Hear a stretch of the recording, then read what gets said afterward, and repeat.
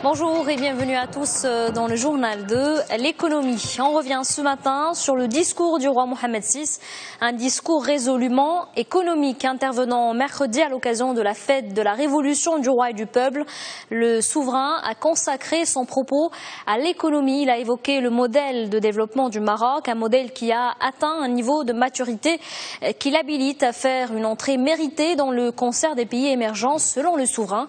Il a également parlé de la transformation profonde qu'a connue l'économie nationale et se félicite des nombreuses réussites dans ce contexte. Le roi Mohamed VI a cité le développement des infrastructures, l'amélioration du climat des affaires, la création de pôles compétitifs ou encore l'essor de l'énergie solaire.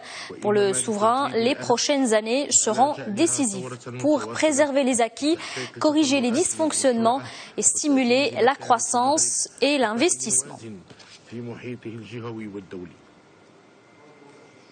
De l'autre côté de la Méditerranée, l'activité du secteur privé poursuit sa reprise, une reprise lente et fragile, mais elle reste ininterrompue. Cette progression de l'activité privée est liée en grande partie à la performance de la première économie de la zone euro.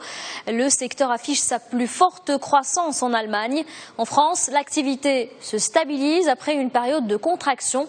L'économie en zone euro affiche à son tour une progression stable en août. La région semble connaître un nouveau rebond, et ce, après l'annonce des chiffres décevants du PIB de la zone de la monnaie unique. On reste en Europe, au sud de l'Europe plus exactement, pour parler de cette initiative du gouvernement espagnol. L'équipe de Mariano Rajoy va allouer 4 milliards d'euros à un plan économique. Il est baptisé Programme de croissance intelligente. Il s'agit d'améliorer la compétitivité de l'économie espagnole à travers des recherches.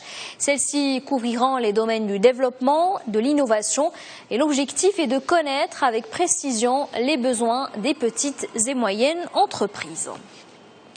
Et au sud de l'Espagne, le ciel n'a pas été clément cette année. Une sécheresse exceptionnelle a touché la région et ce manque de pluie menace la récolte des olives et risque surtout de faire grimper le prix de l'huile d'olive. Je vous rappelle que l'Espagne est le premier producteur d'huile d'olive dans le monde. La province andalouse assure à elle seule 45% de la production du pays.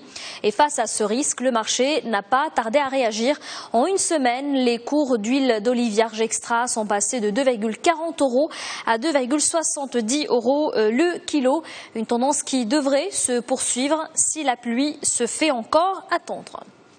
Et direction maintenant les États-Unis. Les progrès de l'économie américaine divisent la Fed. La banque centrale du pays se montre partagée.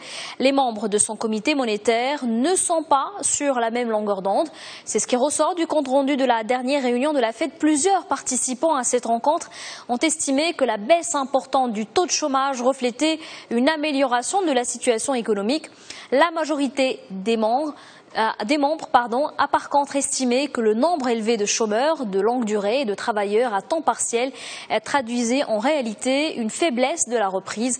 Rappelons que le taux de chômage américain s'est situé autour de 6,2% en juillet.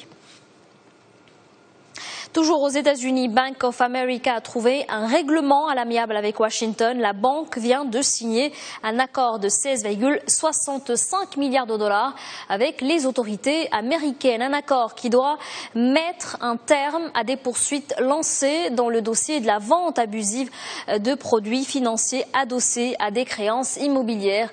Une partie du montant versé par la banque devra soutenir les propriétaires qui peinent à rembourser leur crédit. Un cas similaire s'est produit il y a quelques mois. Washington avait réclamé plus de 10 milliards de dollars à BNP Paribas, l'une des plus grosses amendes jamais infligées à une banque. Le groupe financier était accusé d'avoir réalisé entre 2002 et 2009 des transactions en dollars pour des clients en Iran, au Soudan et à Cuba.